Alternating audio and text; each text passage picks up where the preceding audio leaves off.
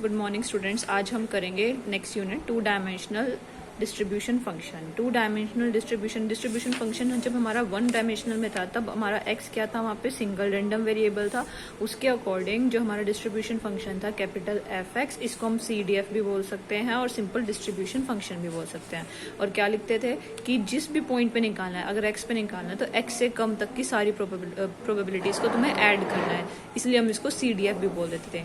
और two dimensional में क्या होगा, एक्स और वाई दोनों होंगे, दोनों डायमेंशनल वैल्यूज हो गई दोनों, ये दो रैंडम वेरिएबल ले लिए, तो उनके अकॉर्डिंग डिस्ट्रीब्यूशन फंक्शन को कैपिटल एफ से डिनोट करेंगे, एक्स वाई, और ब्रैकेट में क्या आ जाएगा, वहाँ पे सिंपल एक्स था, यहाँ पे एक्स कोमा वाई दोनों आएंगे। तो यहाँ पे सिंपल एक्स के ऊपर कंडीशन लगती है, यहाँ पे वाई पे भी, तो इन दोनों की कंडीशन ये बन जाएगी। ठीक है, तो ये तो था हमारा सिंपल। अब भी बोल देते हैं कि इसकी डेफिनेशन देखो क्या है। The distribution function of two dimensional random variable X Y is a real valued function F defined for all real X and Y by the relation this. हो गया। फिर प्रॉपर्टीज है डिस्ट्रीब्यूशन फंक्शन की, तुमसे first property learn कर लेना क्या है। वहां पे हमने पढ़ी थी पी ऑफ अगर ए और बी के बीच में लाई करता है तो F of B minus F of A हो जाता है कॉन्टिन्यूस डिस्ट्रीब्यूशन में। तो यहाँ पे क्या है, यहाँ पे भी क्या है, एक्स किसके बीच में लाई करा, A1 और B1 के बीच में, वाई A2 और B2 के बीच में। तो इनका क्या बन जाएगा, F B1 B2 plus F of A1 A2 minus F of A1 B2 and B1 A2। तुम लर्न कर लेना, इसका प्रूफ एग्जाम में नहीं आता। फिर नेक्स्ट क्या है, थर्ड प्रॉपर्टी और देख लो इसकी।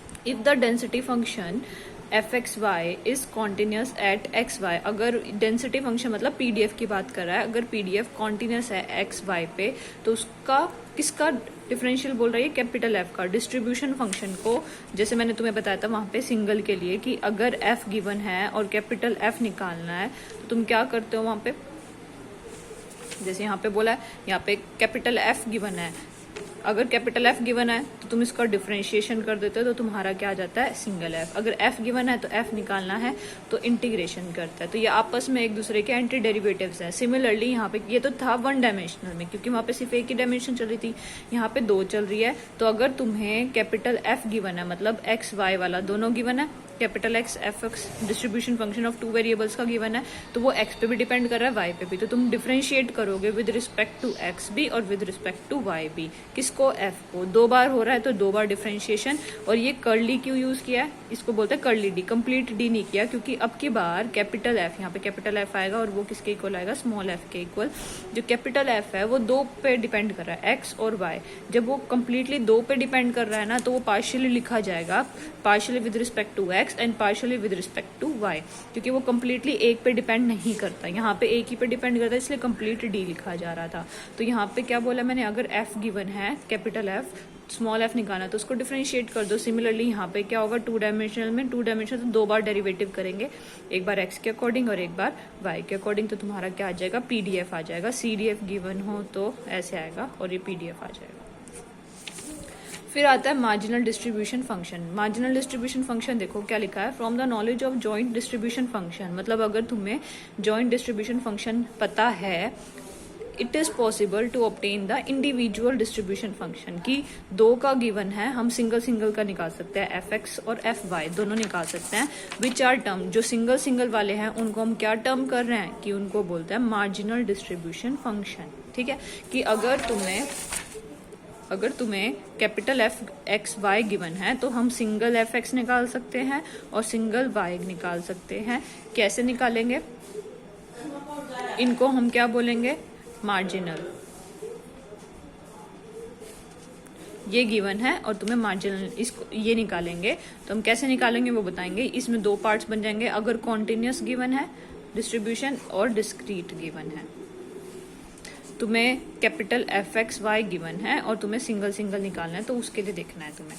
देखो क्या बोला इसने, कि हम F X F Y which are termed as marginal distribution of function X and Y respectively with respect to joint distribution, इसके रिस्पेक्ट में।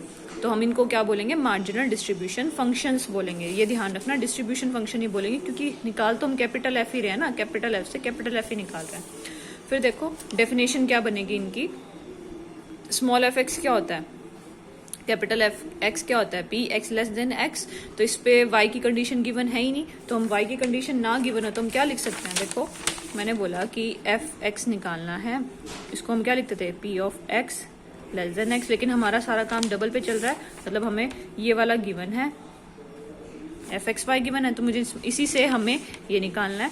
तो वाई की कंडीशन नहीं गिवन, तो मैं वाई की कंडीशन पे क्या लिखूंगी कि वाई, देखो यहाँ पे क्या लिखा है, वाई लेस देन इन्फिनिटी, क्योंकि वाई के ऊपर कोई पॉइंट ही गिवन है, यहाँ पे जो लिखे रहता है वो रैंडम वेरिएबल्स लिखे रहता है, तो वाई पे कोई कंडीशन है, तो मैं क्या लिखूंगी, इन्फिनिटी। फिर इन्फिनिटी अचीव नहीं कर सकते तो इसने लगा दिया limit Y tending to infinity. ये किसकी डेफिनेशन हो गई, कैपिटल एफ एक्स वाई की।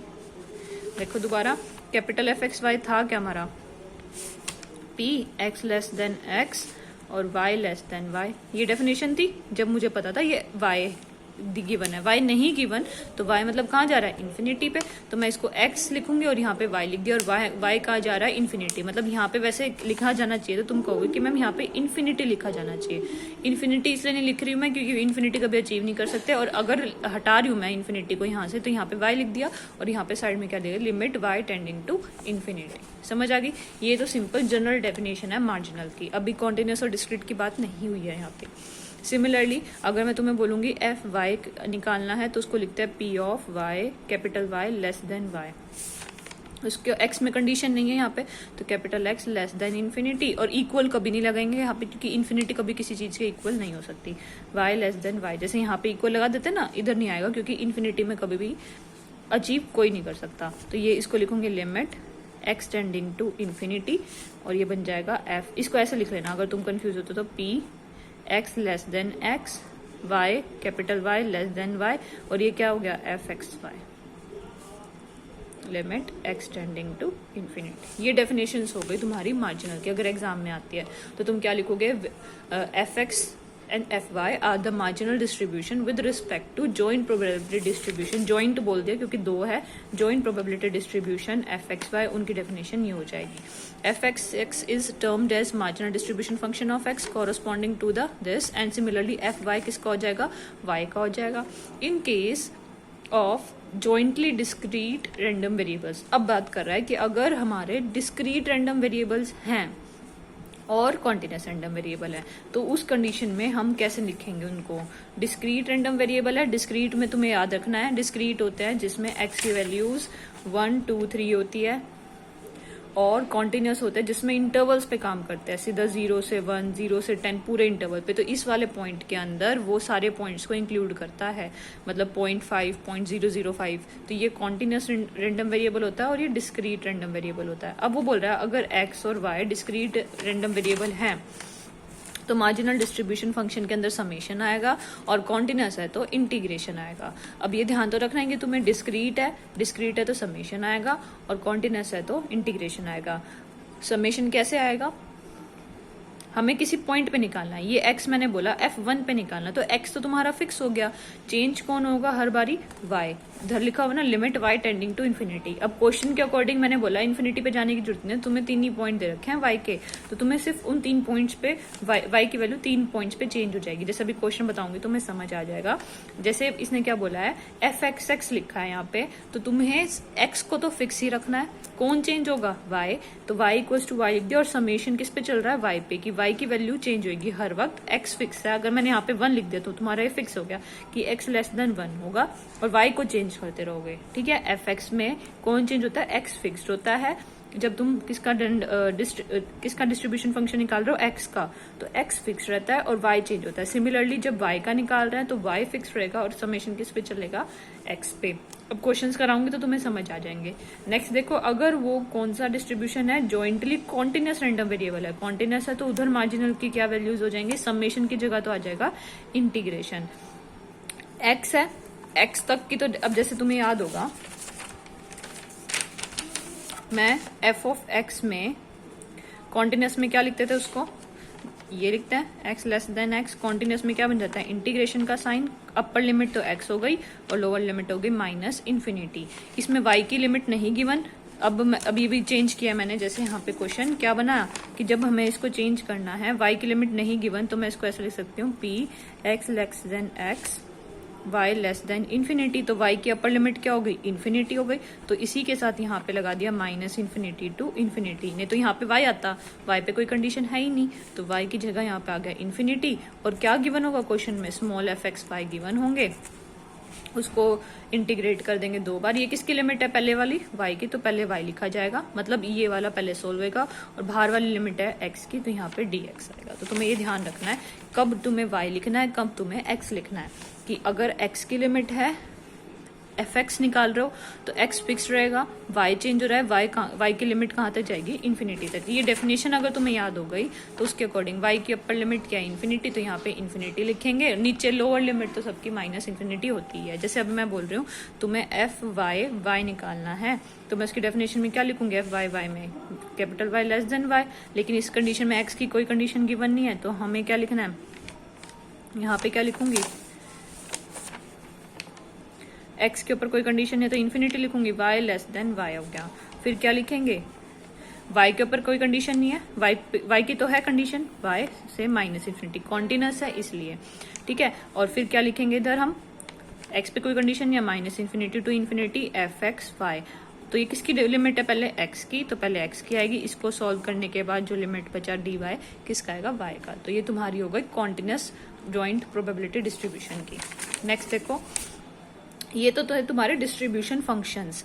अब आ रहे हैं हमारे डेंसिटी फंक्शन। डेंसिटी फंक्शन में स्मॉल f होता है, और ये ऊपर जो काम चल रहा था किसका चल रहा था, कैपिटल F का।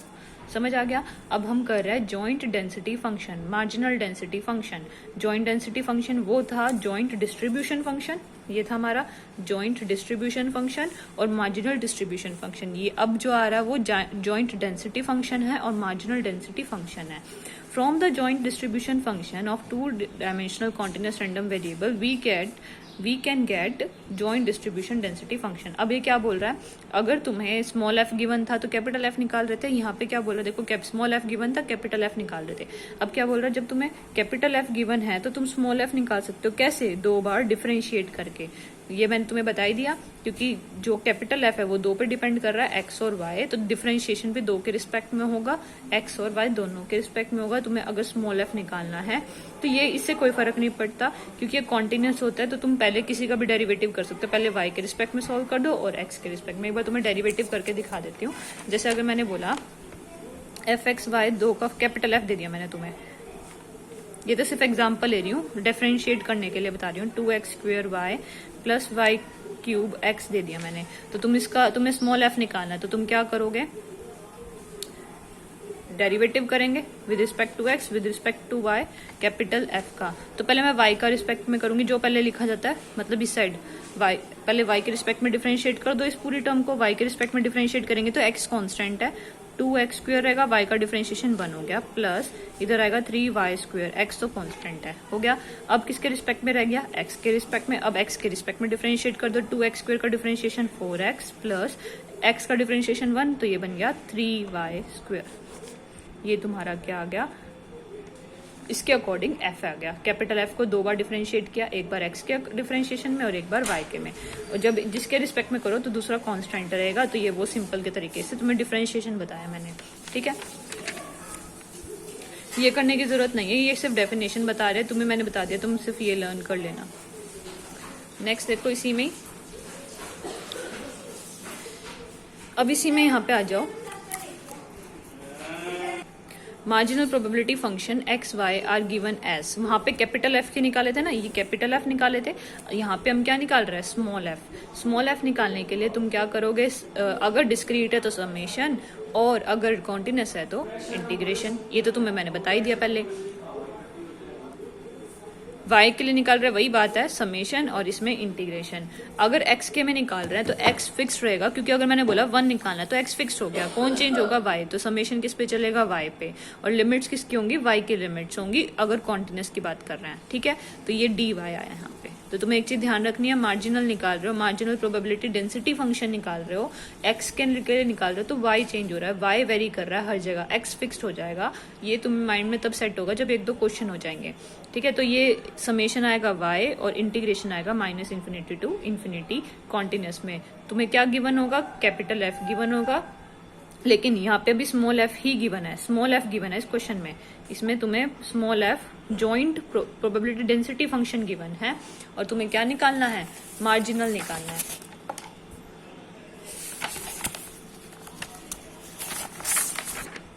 तुम्हें क्या गिवन है, ये गिवन है क्वेश्चन में मैंने बोला find out the marginal density function F X, तो तुम कैसे निकालोगे F X is equals to, अगर डिस्क्रीट है, डिस्क्रीट के लिए मैं समेशन लगाऊंगी, वेरी कौन करेगा वाई, और पी एक्स वाई गिवन होगा, या तो ये गिवन होगा या इस फॉर्म में गिवन होगा, दोनों में से कोई भी, तो मैंने पी एक्स वाई लिख दिया। और अगर कॉन्टिन्यूस निकाल रहे हो, कॉन्टिन्यूस में आ जाएगा इंटीग्रेशन, लिमिट्स किस पे चलेंगी, वाई की लिमिट, क्योंकि चेंज ही वही हो रहा है, दूसरा तो हो ही नहीं रहा, और इसकी लिमिट होंगे माइनस इन्फिनिटी टू इन्फिनिटी। मतलब ये क्वेश्चन पे डिपेंड करेगा कि लिमिट इन्फिनिटी, वैसे जनरली यही लिखते हैं, बाकी अगर 0 to 1 दे रखा है तो यहाँ पे 0 to 1 हो जाएगा। ये क्या निकाल रहे हैं, एफ एक्स निकाल रहे हैं। ऐसे ही अगर मैं मार्जिनल निकाल रही हूँ एफ वाई, तो समेशन किस पे चलेगा, एक्स पे, यहाँ पे आएगा पी एक्स वाई, और अगर कॉन्टिन्यूस डिस्ट्रीब्यूशन है तो इंटीग्रेशन साइन आएगा, minus infinity to infinity, limit किसी होगी एक्स की, यहाँ पे आ जाएगा एफ एक्स वाई। यहाँ पे डबल वाला गिवन है, तुम सिंगल वाला निकाल रहे हो, ठीक है। बाकी क्वेश्चंस कल करेंगे, क्वेश्चन से थोड़ी बहुत प्रैक्टिस होने के बाद तुम्हें समझ आ जाएगा कि एग्जैक्टली टॉपिक्स में क्या चल रहा है।